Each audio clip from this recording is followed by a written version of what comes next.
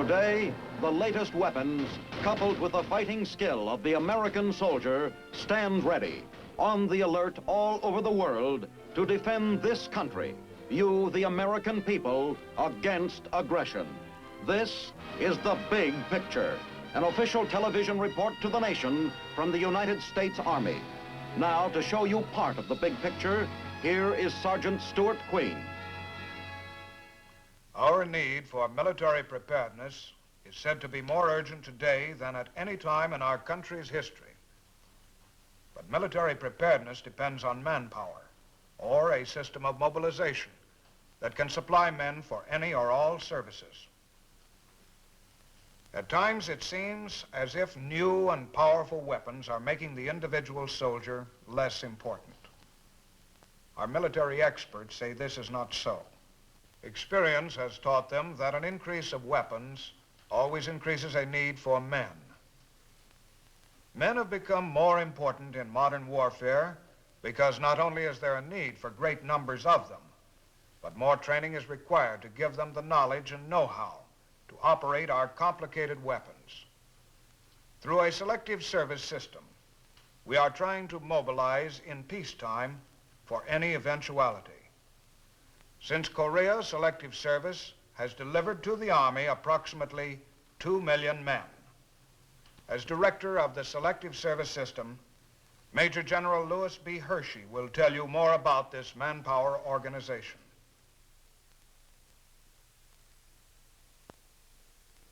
Throughout history, arguments between nations have resulted in wars. Our own country has fought in a major war on the average of once every 22 years. Since war's basic need has always been manpower, nations have had to mobilize their manpower in order to wage war. The Congress has declared that an adequate armed strength must be achieved and maintained to ensure the security of this nation. The Congress has further declared that in a free society, the obligations and privileges of serving in the armed forces and in the reserve components thereof should be shared generally, in accordance with a system of selection which is fair and just and which is consistent with the maintenance of an effective national economy. The Selective Service System, in accordance with law, and benefited by the experience of manpower procurement through our history, has established methods of operation. It is with these methods that we wish to acquaint you how they work and what effect they have upon you. These are young Americans, selected as being qualified to fulfill a military obligation established by Congress. This obligation is 8 years in length and covers all physically fit young men in the nation. Normally, a minimum of 2 years must be spent on active duty. When this time must be spent depends on a man's age and his eligibility for deferment. These are draftees, the final product of our selective service system. They've had 2 weeks training in the United States Army. But even after that short period of time, they're beginning to look, act, and in some cases, feel like soldiers. We've heard why they're here, but how did they get here? Who selected them? Why were they selected? And how do they feel about it? Man, am I beat. I think secretly they're having us test these shoes to find out how quickly they'll wear out. The way I feel, it's going to be me first. You better cheer up. The worst is yet to come. This place is driving me nuts. Walk, walk, walk. I've lost 2 inches since I've been here. Every time I think of those greetings, I get teed off. Mine came on an engraved card. How about yours? Sure, with a black border on it yet. I wouldn't mind so much if there were a war going on or something. But this business, here we are, and everybody in civilian life is taking it nice and easy. Well, not everybody. Or most of them, anyway. There I was, all set to get going for myself. And then they put the finger on me. Now what? 2 years and nothing. Well, I'm in the same boat, and I guess just about everybody is. But I don't mind it too much. I don't think time in the service ever hurt anybody. No, except like a hole in the head. By the way, what army are you recruiting for? No, I'm serious. It all depends what a guy tries to get out of it. And as far as coming in now, what's the difference? You still have to come in sooner or later. You could get a deferment. That's what I should have done. Yeah, but you still have to come in sooner or later, no matter what you do. What do you mean? I know guys who got them for school and for work and have still got them as far as I know. Sure, but you see, a deferment is good for only 1 year, and then you have to ask for it all over again. And if you haven't got a good reason, they'll take it away from you. You can get them renewed. Keep doing that, pretty soon you're 26, you got it made.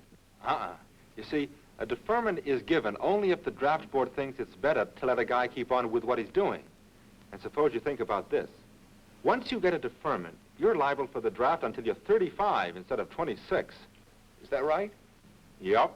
Well, they told you that when you went in to register. At least that's when I found out. Up until then, the only thing I did know was that you had to sign up within 5 days after you're 18, no matter what. If you don't, you're liable to get picked up for being a draft dodger. Knowing that, I thought I'd be gone before I could say aye, yes, or no. But I soon found out that they can't draft you until you're 18 and a half. That is, unless you want to go sooner and volunteer. Top people in each community, your neighbors, are picked to be members of the board that classifies you. They're familiar with the needs of their town or city, and therefore know best when it comes to deciding what selections and deferments should be made. This, plus all the authority given local boards by Selective Service law, makes it easy to consider each case individually. About 85% of the people with Selective Service are not paid. They feel you can't put a price on being patriotic, and that's what it is, because none of them have to do the job if they don't want to. Selecting people, some of whom may be friends, neighbors, and even relatives, especially in time of war, is tough. It's an honor, too, since members are appointed by the president on recommendations from the governors. Even foreigners have to register for the draft. Some may not choose to serve, a choice given them through our treaties with their native countries. But if they don't, they can't become United States citizens. Yes, that's right. Generally, after aliens have resided in the United States for 6 months, they're required to register under the Selective Service Act. Now, if you'll sign, please, here. Yes. There, that about does it. Now, in several days, we'll send you this registration certificate. Now, you must carry this with you at all times. Most of the boys put it in their wallet. Now, when you receive it, you will notice there'll be a number on the back of this card. And every time that you communicate with this board, we'll appreciate your including this number, as it is one of the quickest ways for us to locate you in our files. Now, I mention this because regardless of where you move, you're always going to remain a registrant of this local board. You mean if I move to another state, I have to come all the way back here to do something? No, that won't be necessary. You can go to the nearest local board, and they'll work with us on it. Then we will send you very soon a classification questionnaire. Now, you will fill that out and send it to us in 10 days. Now, on the basis of the information in this questionnaire, the local board will classify you. Now, if you desire to submit anything else that you think that would help the local board in properly classifying you, you may do so. Now, every time you move, you must notify us of your change of address. And any time that you have any questions or any problems that you think we can help you with, you come in and see us. Now, if you're classified in Class 1A, the local board will notify you where and when to appear for your pre-induction physical examination. If you're found qualified, our local board will notify you. Then you'll be placed on a list in this local board according to your age with the other available men in this local board. The age merely establishes your priority in relation to the other available men in this local board. The top man is the first one to go when we receive our next call. Oh, I'll be 1A, okay. But what are some of the other classes? Well, now, I have a list of them here. Maybe you'd like to see it. Now, here we have Class 1A. Those are the registrants who are available for service. Then we have the Class 1AO. Those are the registrants who are morally opposed to serving in the armed forces in a combatant capacity, but are willing to serve as long as they don't have to fight. Conscientious objectors, you know. Then we have Class 1C. Those are registrants who are members of the Armed Forces, Public Health, Coast and Geodetic Survey, and certain registrants who have had previous service. Then we have Class 1D. Those are registrants who are members of Reserve and ROTC units. Now we have Class 1O. That covers the registrants who, on religious grounds, object to serving in the armed forces in any capacity. However, they are available for assignment in certain civilian occupations. Now we have Class 1S. Those are the students who are deferred by law. I wanted to ask about that. I was planning on starting college. Well, if your number comes up in this local board for induction and you're a full-time college student, the local board, under the provisions of the law, will defer you until the end of the academic year. Now, Mr. Yates, our chairman, will be in soon, and maybe you'd like to discuss that further with him, because we have Class 2S, which covers students who desire to complete their college education. Class 1S also covers high school students.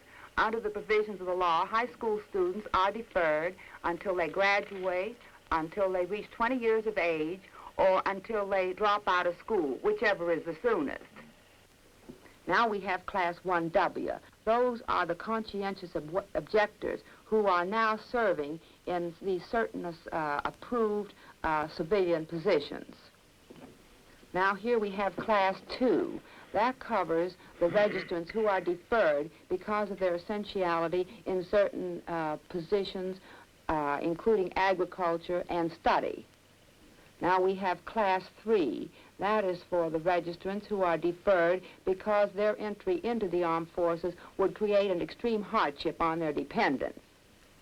Now Class 4 covers certain registrants who have had previous service, the sole surviving son of a family whose son or sons have been killed in the service, certain elected officials, divinity students, and ministers. Now, Class 4F covers those registrants who are found physically, mentally, or morally unfit for service. Now, all registrants, after they pass the age of liability, are classified in Class 5A. Now, I have a list of those here. Maybe you'd like to take it along with you and read it. Thank you. Well, this makes it pretty easy to figure out how everybody should be classified. But say somebody thinks he should be in another classification than the one the board puts him in. Is there any way he can have the classification changed? Selective Service provides for cases of this sort through the right of appeal for all classifications except 4F. When you receive your notice of classification, you have 10 days in which to make an appeal.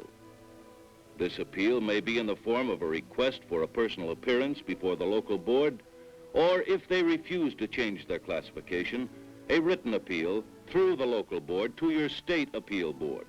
If the state board votes unanimously against the appeal, the classification stands.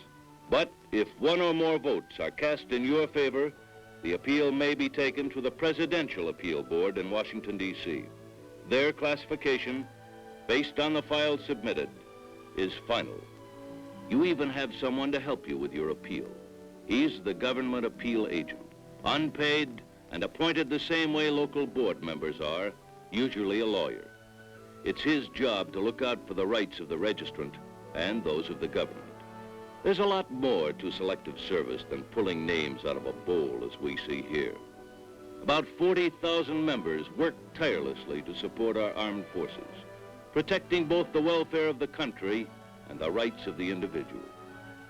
These people are spread throughout a vast system of 56 headquarters located in states, territories, and possessions, plus one each for New York City and Washington, D.C., everywhere, from large cities to small towns in rural areas, and, of course, the national headquarters in Washington. Selective Service provides for the future as well as the present, as we see in the policy of deferment for certain students in order to maintain educational levels. Now, what would you like to know?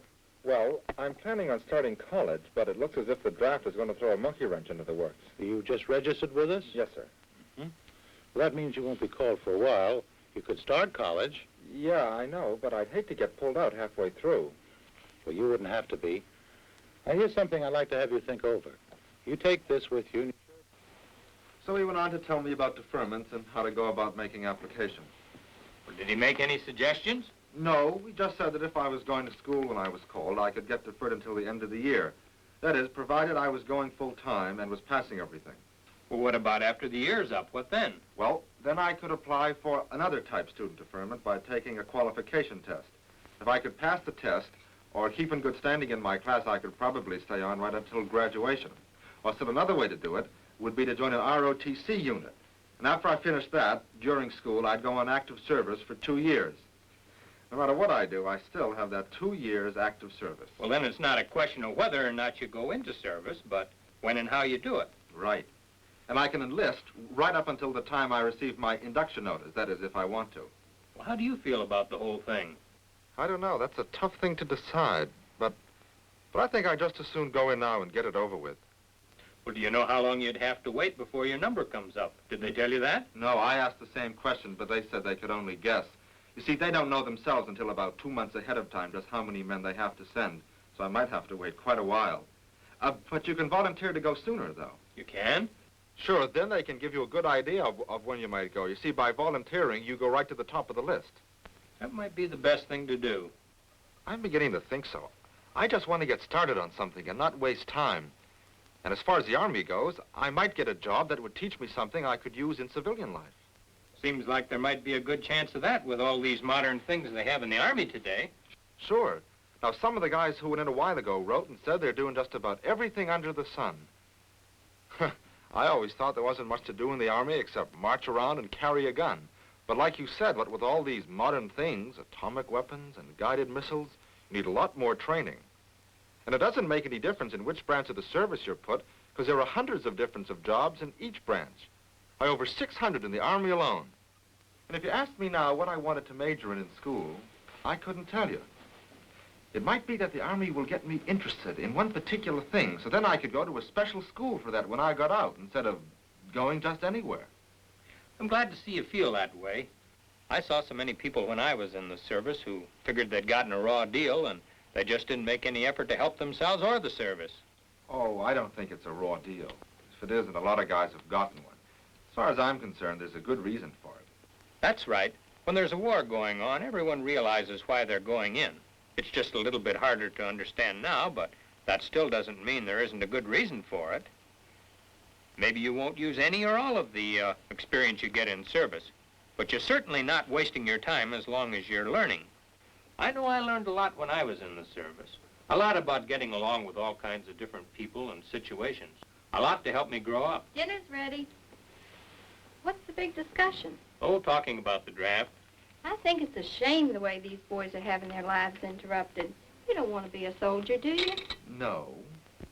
Making soldiers out of all these babies. Don't worry.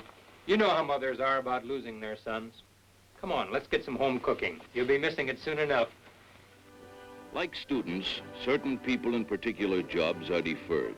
This is done in order to balance the requirements of civilian life with those of the service. Since physically fit young men have to serve sooner or later, the deferments merely adjust each man's induction date so it'll be at a time the draft board thinks is best. People who need time to finish essential jobs and those who can't be replaced right away are the kinds of people that are deferred. In some skills, it's been recognized that we have shortages. The President has designated a number of these skills as being short and in need of apprentice trainee programs to select and train unskilled workers. Here again, members of certified training programs may be deferred. Farmers are also considered when weighing civilian and military needs.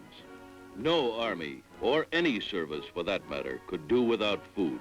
Therefore, some farmers are deferred to keep the farms producing.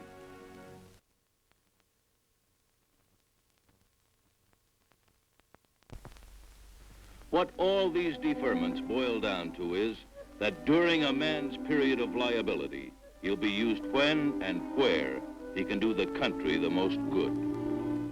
Notice in hand, I reported for my pre-induction physical.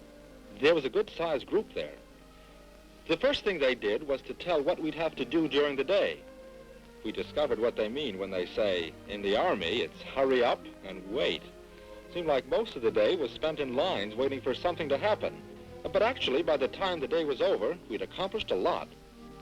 To begin with, we took our mental test. It was one of those multiple choice deals. A pretty interesting test. Current events and practical application of things I'd learned in school. I wondered to myself, what would happen if I failed it? I know the Army doesn't want morons. But when it came right down to it, I tried just as hard as I could, and it seemed as though everybody else was doing the same thing. After everybody finished, the papers were passed in, corrected, and the marks read off. I got a fairly high mark, which surprised and pleased me. Once we finished that, we lined up for our physical examination. They certainly gave us a thorough physical. They carefully checked everything I could think of and more. Eyes, ears, heart, lungs. By the time I got to the end of the line, I felt as though I was in pretty good shape. And so did they, for they said that as far as the Army was concerned, I was physically fit. You know, right now, the Army is the only one that is taking draftees, but all the services can and did during World War II.